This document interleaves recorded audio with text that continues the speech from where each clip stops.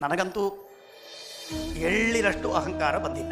ನಮಗೆ ಅಹಂಕಾರ ಬರೋದಕ್ಕೆ ಸಾಧ್ಯವಿಲ್ಲ. ಯಾಕೆ ಅಂತಂದರೆ ನಮ್ಮ ಎದುರಲ್ಲಿ ನಮ್ಮ ಅಹಂಕಾರವನ್ನು ಖಂಡನೆ ಮಾಡುವಂತಹ ಒಂದು ಜ್ಞಾನದ ಭಕ್ತಿಯ ಮೇರು ಪರ್ವತ ಇರುವಾಗ, ಅತ್ಯದ್ಭುತವಾಗಿರುವಂತಹ ವಿರಕ್ತ ಶಿಖಾಮಣಿಗಳು ಇರುವಾಗ, ಜೊತೆಗೆ ಸತ್ಯ ಪ್ರಮೋದರನ್ನು ಮೊದಲು ಮಾಡಿಕೊಂಡು ನಾವು ಓದುವ ಎಷ್ಟೆಷ್ಟು ಗ್ರಂಥಕಾರರಿದ್ದಾರೆ.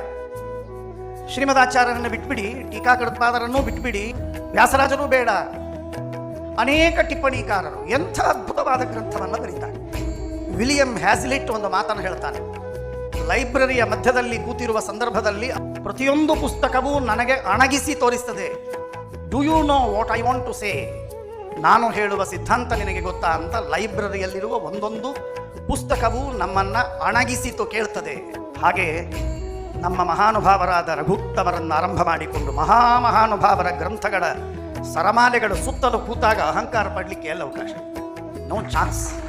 ಭಕ್ತಿಯೋ, ಜ್ಞಾನವೋ, ವೈರಾಗ್ಯವೋ, ಸಾಧನೆಯೋ ಯಾವುದೇ ಮಾಡುವುದಕ್ಕೂ ನಮ್ಮಲ್ಲಿ ಎಲ್ಲರೂ ನಾವು ಎಲ್ಲೋ ಒಂದು ಕಡೆಗೆ ಗುಬ್ಬಚ್ಚಿ ಕೂತಿರುತ್ತೆ ಅಂತಂದರೆ, ಯಾರೋ 4 ಜನ ಅದನ್ನು ಪ್ರೀತಿಸ್ತಾರೆ ಅಂತಂದರೆ, ನಿನ್ನ ಒಲುಮೆಯಿಂದ ಅಖಿಲ ಜನರು ಬಂದು ಮನ್ನಿಸುವರು ಮಹಾರಾಯ, ಎನ್ನ ಪುಣ್ಯಗಳಿಂದ ಈ ಪರಿ ಉಂಟೇನೋ.